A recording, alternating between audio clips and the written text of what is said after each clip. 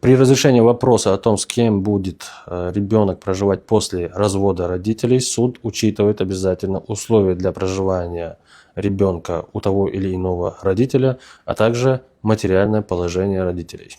Согласно Семейного кодекса, мнение ребенка учитывается с 10 лет. Да, детей при разводе можно разделить, но при определенных условиях. Например, это конфликт между детьми, либо возраст детей, при котором, допустим, одному ребенку уже 10 лет, он изъявляет желание остаться с отцом, а второму ребенку 10 лет еще нет, но он больше нуждается в матери. В таких случаях суд может, преследуя интересы, опять-таки, детей, разделить их по родителям. Да, суд может в крайнем случае лишить по этому основанию родительских прав, но это происходит крайне редко, только по этому основанию. Если один из родителей запрещает второму родителю общаться с ребенком, то в судебном порядке устанавливается порядок общения с ребенком, делается график, определяются дни, и в соответствии с этим графиком происходит общение.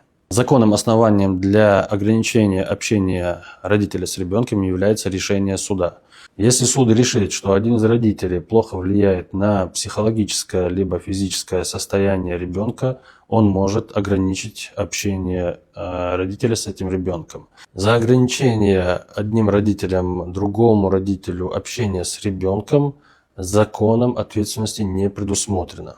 Если органами опеки либо прокуратурой будет установлено, что на ребенка оказывается психологическое или физическое воздействие за желание общаться с другим родителем, то соответствующие органы могут применить меры, поставить вопрос о том, чтобы передать ребенка на воспитание другому родителю. Во-вторых, поставить вопрос об ограничении общения этого родителя с ребенком. И в-третьих, поставить вопрос о лишении его родительских прав. Семейным кодексом предусмотрено, что мнение ребенка учитывается с 10 лет. Если ребенку уже есть 10 лет, он может пожаловаться, например, в школе, либо соседям, либо другим родственникам, которые от его имени, в его интересах, имеют право обратиться в полицию, либо в органы опеки за защитой нарушаемых прав ребенка. И, соответственно, эти органы уже будут принимать дальнейшие меры. Если ребенку уже исполнилось 14 лет, тогда он может обратиться в эти органы с заявлением самостоятельно. Ну а если ребенку еще не исполнилось 10 лет, в этом случае сам ребенок обратиться не может, но он опять-таки может пожаловаться соседям либо родственникам, которые от его имени также примут соответствующие меры.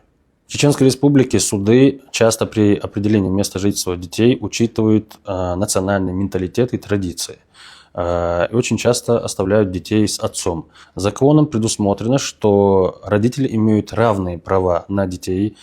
Кроме того, есть международная конвенция, принятая Генеральной Ассамблеей ООН, которая предусматривает, что ребенок нуждается в любви, ласке и заботе матери. И суды, как правило, предпочтение в других регионах отдают матери. Но с учетом нашего менталитета в Чеченской Республике часто детей оставляют с отцом. Но при этом отец не имеет права запрещать ребенку видеться с матерью.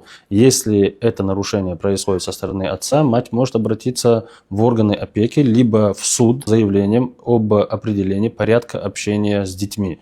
Суд примет решение, установит порядок общения, который будет исполняться с привлечением службы судебных приставов и органов опеки.